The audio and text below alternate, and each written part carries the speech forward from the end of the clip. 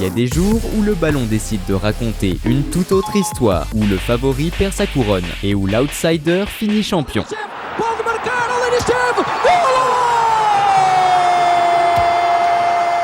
Préparez-vous pour la partie 3 des plus grosses surprises de l'histoire du foot. On commence avec une dinguerie de 2020, l'époque du Covid, les phases finales de la Ligue des Champions sur un match sec et sans supporters, une atmosphère où tout était possible. Ça devait être une victoire facile pour Manchester City. Guardiola marchait sur l'eau en Angleterre. Son équipe dominait tout le monde. L'adversaire, un lion en dents de scie, qualifié à l'arrache en poule, mais qui avait sorti la Juve de Cristiano Ronaldo. La première mi-temps a commencé doucement. City faisait tourner le ballon comme d'habitude, mais sans être dangereux, jusqu'à la 23e minute où le monde s'est arrêté. Le latéral Marsal a envoyé un missile depuis sa défense vers l'attaquant Ekambi. Il est allé au duel avec Eric Garcia, le ballon a traîné et a atterri dans les pieds de Cornet. Et là, l'impossible est arrivé. Cornet a vu Ederson avancer et avec un sang-froid de malade, a lâché un plat du pied sécurité petit filet. Le gardien n'a même pas bougé. 1-0 pour Lyon, le début du chaos. City a essayé de répondre. À la 40e,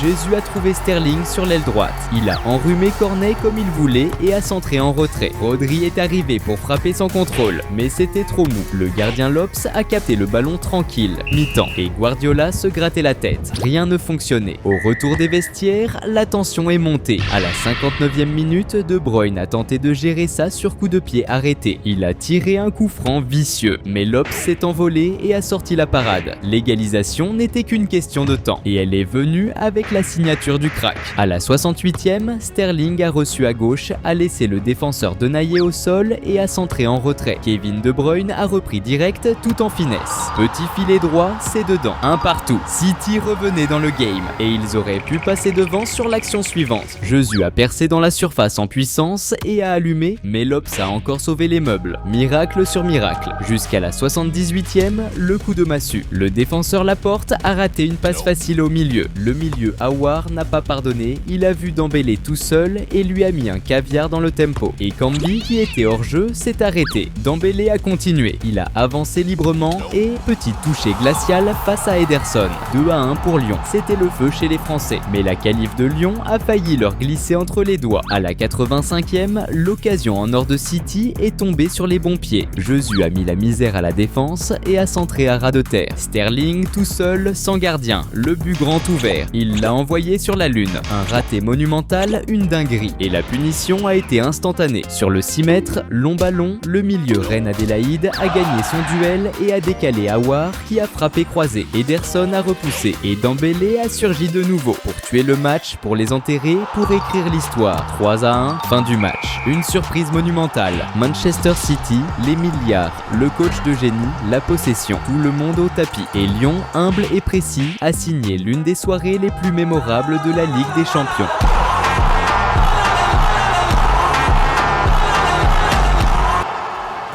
Les Français se sont qualifiés pour la demi-finale, pour affronter le Bayern, et ils ont fini par tomber face aux Bavarois qui ont été champions cette saison-là. L'année 2004, c'était l'année des surprises, et Hans Caldas est arrivé en finale de la Libertadores. Le match était contre Boca Juniors, le plus grand champion de l'ère moderne. Les Colombiens avaient déjà sorti Santos et Sao Paulo, et ils devaient faire tomber un autre géant pour soulever la coupe. Tout allait se jouer à Manizales, et le monde était sur le point de voir l'une des plus grosses surprises de l'histoire du foot sud-américain. Dès la 6e minute, la Colombie a explosé. Le milieu Velasquez a trouvé le milieu défensif via Farah. Le numéro 3 a contrôlé et a lâché une praline. Le ballon est allé direct dans la lucarne du gardien Abondanzieri. Un banger épique. 1-0 pour Hans Caldas. Et le stade Palo Grande est devenu fou. À la 14e, ça a failli faire 2. L'attaquant Alcazar a reçu un long ballon. Il a dribblé le gardien, mais le défenseur Perea a surgi en taclant, sauvant Boca du deuxième but. Les Argentins ont accusé le coup. Ils n'ont quasi rien créé en première mi-temps. La domination était colombienne. Au retour de la pause, Hans Caldas a mis la pression. Dès la 48e, l'attaquant Moreno a tenté sa chance de loin. Frappe croisée dangereuse. Mais c'est passé au ras du poteau. Jusqu'à la 52e, le poids du maillot a parlé. Coup franc à droite. L'attaquant Kangele a centré dans la boîte. Le défenseur Burdisso a sauté plus haut que tout le monde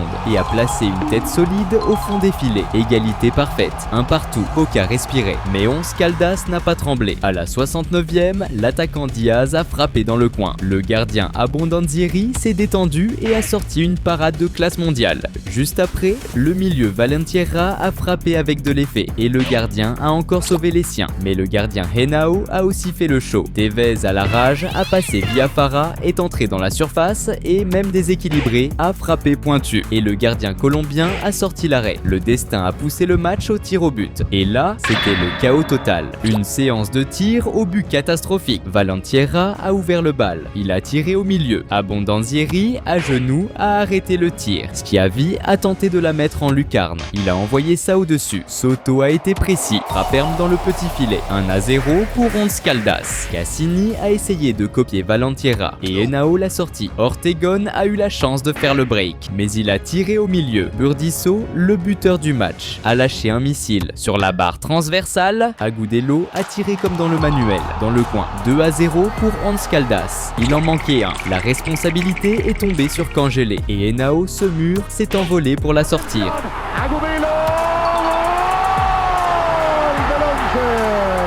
Fin du match, fin de la Copa. Once Caldas champion d'Amérique contre tous les pronostics, contre tous les géants. Une des plus grosses surprises de l'histoire de la Libertadores et l'un des plus grands exploits du foot colombien. De l'autre côté de l'océan, aussi en 2004, en Ligue des Champions. Encore une finale improbable. Monaco contre Porto. Les Français avaient éliminé le Real Madrid et Chelsea. Les Portugais avaient sorti Manchester United. Et le monde s'est arrêté pour voir qui serait le champion d'Europe le plus inattendu du siècle. Le début était verrouillé, gros pressing des deux côtés, peu d'occasions. Le match ressemblait à une bataille tactique, mais à la 38e minute, l'efficacité de Porto a parlé. Le latéral Paulo Ferreira a centré de la droite. Le milieu Carlos Alberto a tenté de jouer pour l'avant-centre d'Erley. Le ballon a rebondi sur le défenseur et lui est revenu. Sans réfléchir, le numéro 19 a repris de voler. Frappe lourde, propre pour faire trembler les filets. 1-0 pour Porto. Explosion de joie des Portugais. Première mi-temps hachée, mais avantage à l'équipe de Mourinho. Et en deuxième mi-temps, Monaco essayait mais ne passait pas la muraille bleue. Aucun tir cadré. À la 70e minute, le coup de grâce est arrivé. Contre-attaque parfaite. Deco a accéléré plein axe. Il a décalé l'attaquant Alenichev à gauche. Regardez comme le numéro 10 s'est arrêté, s'est placé tout seul face au but. Il a reçu le ballon en retour et a ajusté petit filet. Quel but de malade. 2-0 pour Porto. La coupe commençait à choisir son camp. Et seulement 4 minutes plus tard, encore un contre dévastateur. Alenichev a lancé Derley qui a tenté de centrer. Le ballon a été dévié par le défenseur Squilassi et est revenu sur Alenichev. Face à face avec le gardien romain, le numéro 7 a envoyé une mine. 3-0. Le titre se dessinait avec la manière. Fête incroyable des supporters portugais. Monaco a seulement menacé à la 84e. L'attaquant Nonda s'est retourné dans la surface et a centré. Le latéral Evra était tout seul, mais il a dévissé. Aucun tir cadré pour les Français en 90 minutes. Porto a été parfait. Fin du match, 3-0. Victoire nette et sans bavure. Et Porto a conquis l'Europe.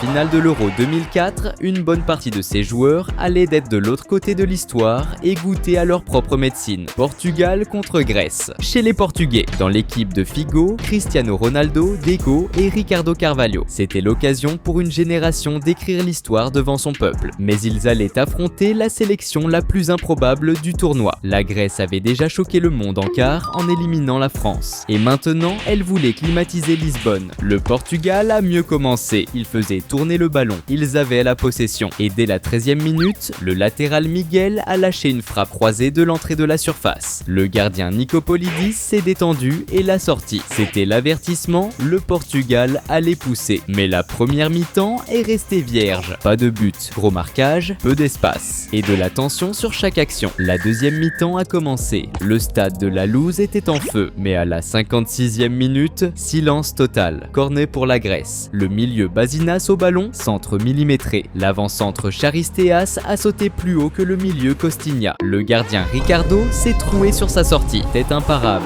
But pour la Grèce. 1-0. Le monde regardait ça, choqué.